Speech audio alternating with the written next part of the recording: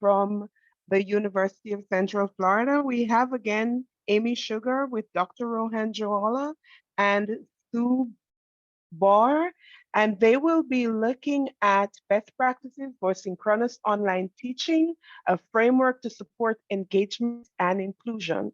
I am Flo Williams, and I will be your moderator for the session. I will be monitoring the chat and giving you time indications, and I am inviting the audience to share your questions and comments in the chat as well. Over to you. Thank you so much, Flo. And if someone could just give me a verbal, I just want to make sure that you can hear me. Yes, we can. Perfect. Thank you. Well, thank you so much for joining our session. Flo just read the title, so I will skip over that part. And I wanted to introduce my colleagues. So as Flo mentioned, my name is Amy Sugar, and I'm presenting with my colleagues Sue Bauer and Rohan Jowallah. We are instructional designers with the Center for Distributed Learning at UCF. So today for our presentation, we wanted to share with you a project that we have been working on related to synchronous online learning. I'm going to start off by just briefly sharing a little bit of context and history of this project, and the starting point for this project will likely sound very familiar to you. So in 2020, we started with that emergency remote teaching that I think everyone knows very well. So there was that rapid transition to shifting courses to a different format, utilizing video conferencing software. And as we know, there wasn't a lot of time to really think about the best practices, what we should be doing pedagogically, and how we can really promote interaction and engagement with those tools. As a result of that, Rohan and several other faculty colleagues at UCF formed a faculty working group. They got together and they started doing research and looking for those best practices, right, to really increase that interaction and engagement in synchronous online sessions. So after that faculty working group concluded their work, they published an internal report. So that was shared within UCF. And then that has helped us as instructional designers as we consider how we incorporate these strategies into our professional development and creating best practice resources for our faculty. Something else that has been happening at UCF over the past year and a half, we've also been looking at some new video conferencing platforms. So we know that there have been many new tools and platforms that have been popping up. We have been using Zoom since we went to that emergency remote teaching, and we still have faculty using Zoom for certain modalities. But we started looking at and piloting some other tools just to look at that interaction and engagement. So again, as our instructional designers, we had a subgroup and we wanted to really work on developing the best practices resource for our faculty. So with the collaboration that I've done with Sue and Rohan, and based on this previous work, we developed this framework. This framework consists of 4 phases. And so we have the planning phase, prepare, facilitate, and reflect. And so we're going to use this framework today as the basis for our presentation. We're going to each highlight a few of the key areas or key strategies for these phases. And I'm going to start off by talking about the planning phase. So the planning phase is the phase that is focused on pedagogy. This is where we really want to spend time planning carefully, thinking about the alignment of what's happening in these live synchronous online sessions and with our course goals. So spending time analyzing and designing and then writing objectives for each of the live synchronous sessions. And as I mentioned, one of the key elements is to really carefully think about and plan the interactions and the active learning strategies that will take place during these live synchronous sessions. So this can be executed by creating a lesson plan. We were able to locate, one of our colleagues had located an open educational resource course that had a really great lesson plan template that could be shared. So that was something that we will link to and share with our faculty as well, so they can add that detail and carefully plan out their synchronous sessions. And then another key element of the planning phase is to define expectations. So making sure it's clear to the students what expectations are for them, and what can their expectations be for you as the instructor. And so one of the suggestions we had here is to involve the students within this process and ask them to help write and define these expectations and be engaged in that process. So I'm going to move on to the prepare phase. And this is, so after all that planning is done and you have a really clear, lesson plan, objectives, and really thinking about that live synchronous session, this is really getting into the nitty-gritty logistical and technical piece of this. So you would already know what technology you're using. So you want to test that technology and set it up. Make sure you know how it works. Can you do all of the interactions and active learning strategies that you wanted to, or do you have to find some workarounds? What might that look like? This phase also involves finalizing the resources for this session. So just making sure you know everything that you'll need, everything the students will need, and then thinking about how you'll share those resources with students before, during, or after the session. Another part is informing the students. So again, they know those clear expectations of what they might need to do to prepare, or any specific technology they might need access to when they're engaging in these live synchronous sessions. And then determining if accommodations are needed. So of course, there's we think about accessibility, and we know that there may be accommodations that are requested. You might receive information from student accessibility services with specific accommodations, but it's also helpful to think about universal design for learning, right? So what are some things that you can do that would benefit all students? One example of that would be posting the materials in your course so that they can access the materials, maybe view them using larger text, zoom in. They have a little bit more flexibility than trying to view it within the video conferencing software. And then lastly, in the prepare phase, thinking through that backup plan. What if there's a technology glitch? There could be a major internet outage, or there just could be some technology issues that come up. And what might those backup plans look like? Coming up with some alternatives for that will be very helpful as well. So I'm going to move on and pass it to my colleague, Sue, who's going to tell you about facilitate phase. All right. Good morning, everybody. I will also ask for a thumbs up or something so that I know that you can hear me. You sound good. Wonderful. Amy, I'm sitting here laughing going, oh, heaven forbid we mess up or there be technical issues or all this stuff that we're talking about during our synchronous session. So I've been sitting here chuckling as we've been going through it. So thank you so much for kicking us off, Amy. I am going to go ahead and cover the facilitate section.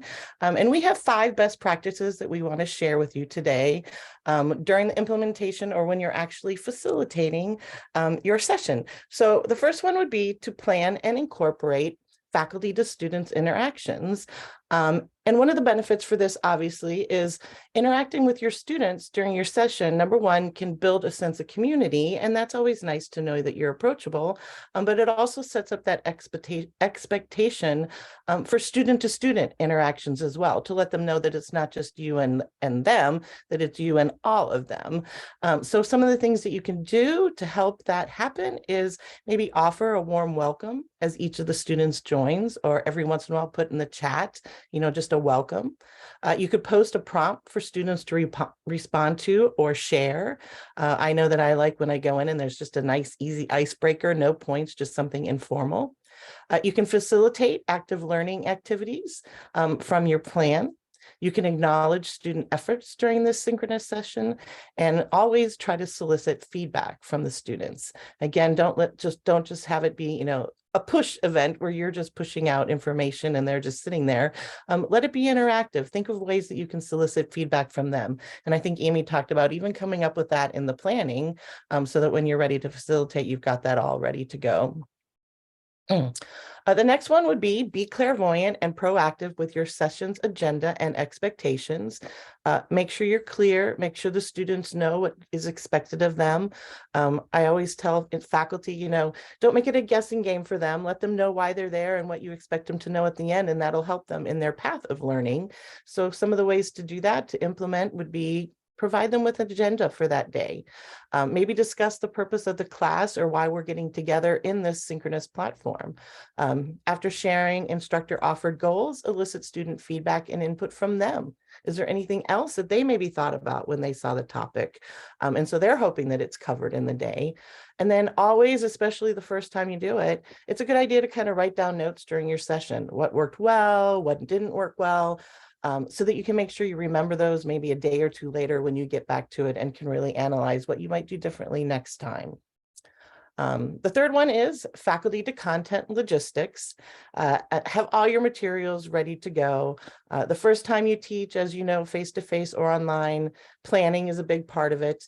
But even after you've taught it, when you're going to move into the Synchronous platform, it's a good idea to go in and test them out. Log into that Zoom account or the platform that you're using, open it up without anybody else there, and just kind of do some running around with it. So careful preparation, really makes it easier so that you can be active with the students in your session and not so much the logistics of running your session. So things you can do are make sure you load all your files and that they're viewable either in a browser or however you're going to display them to your students. If it's video or audio, make sure that's working in Zoom or the platform. Even consider starting maybe the first class in the platform early. That lets you go in and the students go in, and maybe you can test a few things. And like I said, maybe break the ice and ask them if they're hearing things. So you can do that sound check and everything prior. If you're going to do breakout sessions, again, don't have them guess. Make sure they're going into those breakout rooms knowing what you want them to do and what you want them to come back to maybe the main room with. And then establish individual and group norms. So you can determine how the students would like to work together, maybe those group rules or group expectations to share with each other. And then number 4 is consider strategies to support diverse and inclusive teaching during your live session. Remember, it's such a benefit when we get to hear the diverse perspectives that can enrich our students' learning experiences when we're able to expose everyone to the discussion and expanding approaches to traditional and contemporary issues and situating learning with students' own context while they're exploring the new context of the course. And so ways that you can do that, considerations are: acknowledge difficult and stressful real-world situations that might be applicable to what you're discussing that day. Consider giving students their own agency to make their own decisions. For example, you could say, enable your webcam if it's appropriate for today's situation, or respond in the chat if you'd like to say something or raise your hand. Just remember that not everybody's accessing with high speeds. Not everybody's accessing with a brand new computer. Some are on devices, some are in different areas. So it's always nice to just acknowledge that you understand that and that you're approachable. And again, just making sure that everybody has a voice, not just you, and that everyone feels included in the learning experience. And then the last one I have for you is to identify strategies to mitigate possible equity issues for your learners. For example, speakers of English as a second language, students who may be accessing from another time zone. Think of some of the UDL strategies. So the benefit of this, obviously, as well, is designing intentional opportunities for all of your students to overcome their disadvantages and find success when they're in your course and they're there to learn. So things you can do are, when you're speaking, intentionally use long pauses to give students time to think and reflect. I personally like to count to 5 slowly in my head. It seems like it's really slow, but when I've ever asked for feedback, a lot of the students will tell me, no, it didn't seem like there was a long, quiet pause time. So that's a nice one. Frequently ask the students how they're doing. The whole thumbs up, the whole, emoticons and chat area are a good way to kind of pulse check. Start each session, like I said, with an icebreaker. It's kind of a nice way to let people come in for that first 5 minutes and even kind of learn something a little bit personal about them. Consider recording the session. Some students may need to go back and reflect and hear something that you said over again, or look at slides or something that you've presented over again. And then we also, again, will highlight that we do strongly suggest that you make webcams optional. You never know where students are, where their location is for learning, and they also just may be uncomfortable displaying their face. If it's an activity or a session where you feel the face-to-face interaction is mandatory, put that in the syllabus or put that up front as early as possible in the instructions. So that way those students have the opportunity to put themselves in a place where they'll be comfortable for that learning activity. Now that was a lot in a little bit of time, so obviously you don't have to implement all of those, and we will provide those to you later, but it's a good start. So, and every time I do a lesson, I kind of reflect through all of those again, because some things I hit on one for a lesson and not the other. But thank you for your time. I'm going to turn it over to Rohan for our final section, reflection and critical reflection. So thank you so much.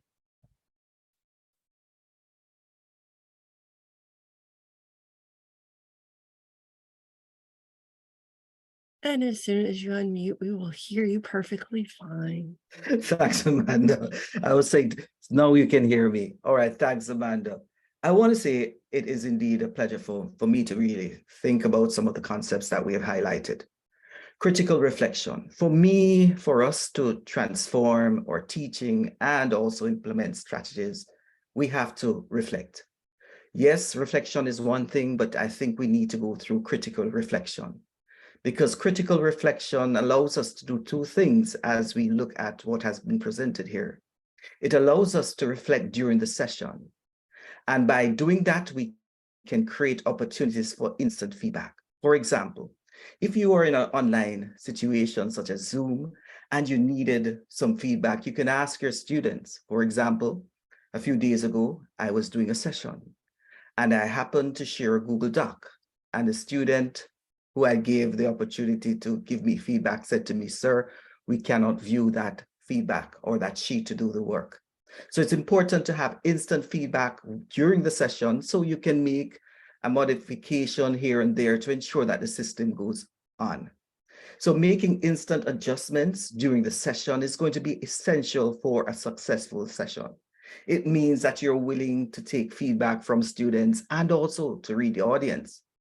After all, if we are reflecting, yes, it's good, but by engaging into change or changes during the process, it's also even better. So I would say that reflection also involves during the session. Another concept is reflection after the session. You know, it's possible that you can get the feedback going on, as I stated before, during the session, that it can be done via various quizzes and so forth. But after the session, you need to reflect. I want to say that there are many things that you can reflect on after the session. There could be 5, 10, 20. But in order to improve, I would suggest that you focus on 2 areas that you may seem more important to you, and focus on implementing certain strategies that you can use in the future. Because I think if we are able to make these changes, we are, in fact, improving the overall learning experiences of students. So in summary of the slide, I would say at this point in time, you need to use reflection to enhance the teaching process, to ensure that you develop your own professional development, because that's a part of it, and to learn what strategies worked well and what strategies you need to take off the table. But being critical of oneself is one thing. And I would say you have to be very careful because you do not want to be too critical. But I've found that in looking at the concept of reflection, it's always good as practitioners, as educators, as instructional designers, to ensure that we go through the critical reflective process, because we want to transform our teaching, and of course, within a synchronous platform or learning situation. Now, in summary, I want to bring together some of the main points that were made. So I'm on the summary slide at this point in time. And this morning, we went through the process of thinking about planning, preparing, facilitating, and of course, reflection. These are very important components. We cannot elude them. We must understand that we need to go through the process of doing every step as outlined by my colleagues today. I want to say that last night I did a session. It was on ChatGPT, and I had many thoughts about it. I had met with my co-presenter before, and we had some conversations. We developed a few points, and I said to myself, we can just do it. And a voice came to me and said, why do you want to wing it? So we went back and we looked at what was needed in the planning stage. Of course, we set our objectives down as outlined by Amy.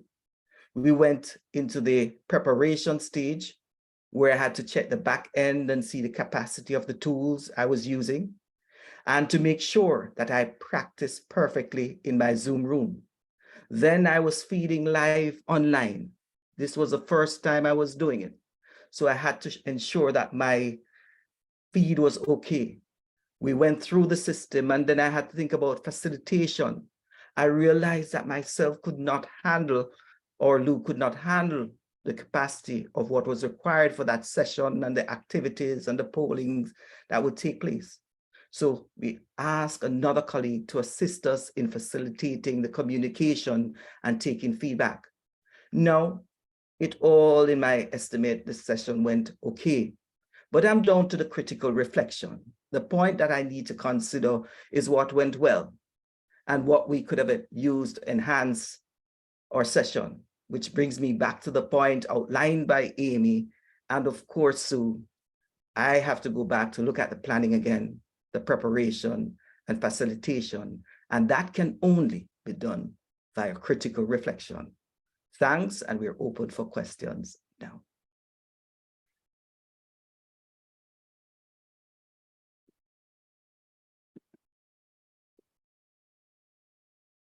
I'll just note that I did paste in the chat a link to the resource file as well. So if you'd like to go to that, that should be found in the chat. I just want to chime in here and say thank you for your session. I am not seeing any indication of questions at this time. I think you were very clear in your delivery, and providing the resource and your information will mean that you might get additional feedback from colleagues in the room. I would want to invite colleagues too who are in the room and who have listened to the session to remember to evaluate the session on the Eventee platform so that the presenters can know what you thought about the session and give any feedback that you have. The floor is still open for questions because we are ahead of our timeline. So I'm going to just leave it here and ask that if you do have questions, to raise them. And if our presenters have anything interesting that you still want to add, we're all here, ears as well. I just wanted to say, Sue, you mentioned a point about the time zone. And after sending out an email, a lot of individuals kept asking, what time zone, what time zone? So that is a very important point. On reflection, the time zone should have been included. Thanks for that one. Yeah, you know, I've almost gotten to the point where it's almost part of my orientation solicitation before we even do an activity, just because even the first one, you've kind of got to be aware of where they're coming in from. So even before I have a session now, there's certain logistics that I try to solicit information on. Thank you both for that. Gabriella, I noticed that you came on camera. I'm not sure if you wanted to speak. No, I don't know. I was an avatar before and I changed that. That's why. Okay, thank you. Thank you. It's always good to be reminded of best practices and pick up a few new tips. So thank you so much for that. It's a great session. I want to remind everyone that the USDLA conference will be in Orlando. That's our FDLA's parent organization. They have a call for proposals open right now that's ending sometime in February, as I understand. So I put that link in the chat again. That's going to be July 17th. The conference itself will be July 17th to the 20th in the Wyndham Orlando Resort on International Drive.